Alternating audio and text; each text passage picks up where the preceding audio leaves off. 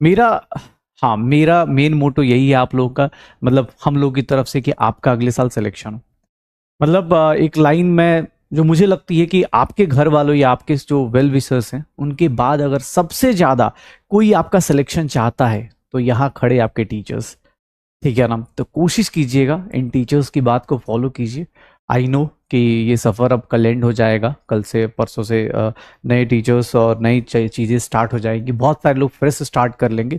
लेकिन हाँ, जो प्रोमिसेस आपने किए हैं, जो खुद से अपने वादे हैं, चाहे आप बैकलॉग में ही क्यों ना आ रहे हो, बस याद रखिएगा सिलेक्शन सबसे ज़्यादा इंपॉर्टेंट है। चाहे मतलब कुछ भी हो जाए, मुझे इस बात से फर्क नहीं पड़ता कि आपने नोट्स बनाए या नहीं बनाए, आपने शॉर्ट नोट्स बनाए, आपने क्वेश्चंस कितने किए कितने नहीं किए।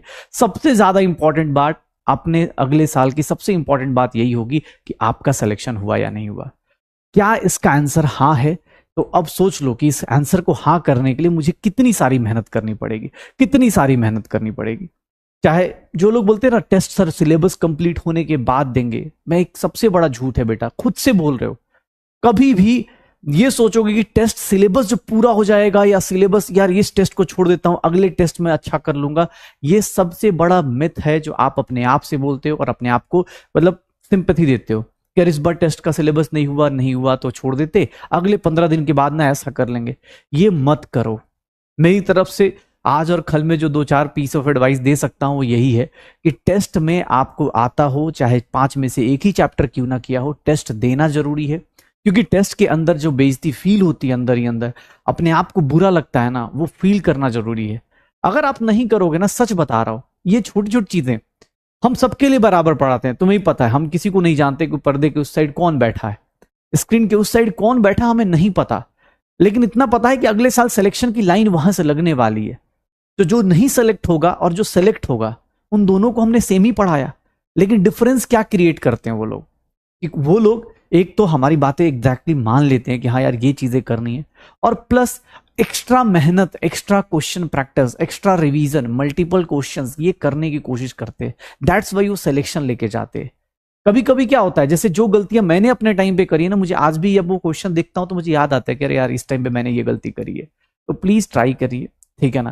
क्वेश्चन सबकी अपनी अपनी प्रॉब्लम्स होंगी। जैसे मैं बार बार मैं अपनी गलतियां बताता हूँ कि यार मेरे से ना कोई 4 बार पूछ देना which of the following is incorrect. जैसे मैं शुरुआत में बहुत ही गलतियां करता था कि इनकरेक्ट देखा, पहला ही ऑप्शन करेक्ट देखा, टिक मार दिया। कभी कभी क्या होता था कि एबीसी देखा, डी ऑप्शन देखा ही नहीं, क्योंकि वहां ऑल ऑफ डीज होता था। मैंने ए ऑप्शन देखा, सही लगा, मैंने टिक मार दिया। ये जो गलतियां है ना, ये मेरी खुद की अपनी गलतियां, ये टेस्ट देने से मुझे पता चली कि यार मैं ना टेस्ट में अपनी एक्साइटमेंट कंट्रोल नहीं कर पा रहा हूँ, टेस्ट में अपनी एक्साइटमेंट कंट्रोल नहीं कर पा रहा हूँ, और मेरे से ये वाली गलतियां हो रही हैं। ठीक है?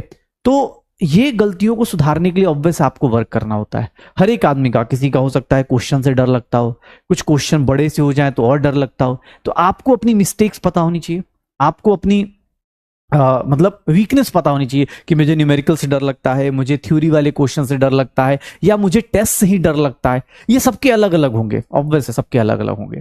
तो जो भी होगा प्लीज अपनी मिस्टेक्स पे वर्क करना है, ठीक है ना? जो भी आप गलतियां कर रहे हो, सिलेबस जो मैं नहीं कह रहा हूं आप इतना फास्ट खत्म कर लो, उतना स्लो खत्म कर लो, आप इसको बैच को फॉलो कर लो। आप जिस बैच में बैठे हो, जहां पर ही बैठे हो ना, इसी को चुपचाप फॉलो करो, ज्यादा इधर उधर हाथ पैर मत मारना। क्यों? क्योंकि होगा कुछ नहीं। कितने लोग क्या करते हैं ना, जैसे मान लो मूल कॉन्सेप्ट या 2-4 चैप्टर का बैकलॉग हो गया, बैच स्विच करते हैं, होता कुछ नहीं है, वहां पर भी बैकलॉग फिर से जनरेट हो जाएगा, क्योंकि आदत नहीं सुधारी ना। आपने आदत नहीं सुधारी अपनी बैकलॉग खत्म करने की। आपने क्या करा कि एस्केप रूट ढूंढ लिया कि यार मैं इस बैच में चला जाता हूं, मैं ना क्रैश कोर्स कर लेता हूं, मैं ये वाला कर लेता हूं, वहां जल्दी जल्दी हो जाएगा। आपने खुद के अंदर चेंजेस नहीं करे कि यार मेरा बैकलॉग क्यों क्रिएट हुआ, अगर हुआ तो मैं इसी बैच में खत्म करूंगा। ठीक है? आपने बस एक एस्केप रूट ढूंढ लिया, और पता चला बच्चा वो यकीन 3.0 में गया, 4.0 में गया, क्रैश कोर्स में गया, और सब जगह ही बैकलॉग कर रहा है। उसके 2 ही चैप्टर हर एक जगह कंप्लीट हो रहे हैं, मूल कॉन्सेप्ट और सॉल्यूशन। क्यों? क्योंकि उसको आदत खराब हो रखी है। तो अपनी प्रैक्टिस के लिए, अपनी प्रैक्टिस के लिए और अपनी बोलते हैं ना कि सिलेक्शन के लिए, दोनों के लिए अपनी कमियों को एक्सेप्ट करो और उसके ऊपर वर्क करना। ऑनेस्टली यही चीज आपको सफलता की ओर ले जाएगी।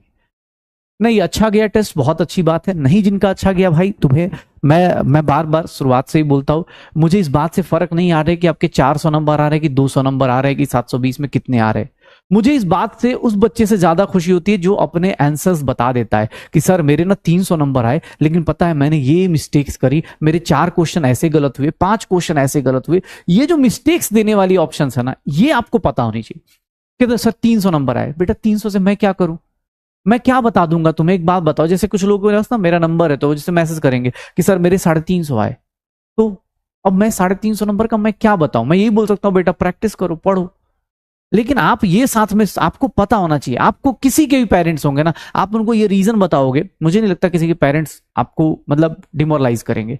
आप सिंपल सा सोच लो, यार मेरे 350 आए ना, तो बता सकते हो कि पापा मम्मी मेरे 350 आए, लेकिन ना मुझे पता है कि मेरे 100 नंबर एस टाइप के सिली सिली मिस्टेक्स में गए, तो मैं अगली बार ना कोशिश करूंगा पापा मम्मी या सर, मैं ये अगली बार कोशिश करूंगा कि यार ये 100 नंबर ना जाए, फिर ना अगली बार देखूंगा कि और कहां से जा रहे हैं। ये पता होना चाहिए, अपनी गलतियां पता होनी चाहिए भाई, ठीक है।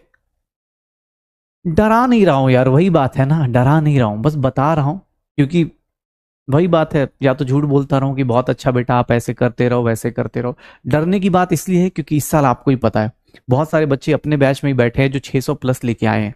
तो तुम्हें क्या लगता है, तुम्हें क्या लगता है जो लोग बोल रहे हैं कि सर आप डरा रहे हो, तुम्हें क्या लगता है वो 600 प्लस वाले तुम्हें लगता है कि वेट करेंगे तुम्हारा कि आने दो तुम लोग पीछे से आओ?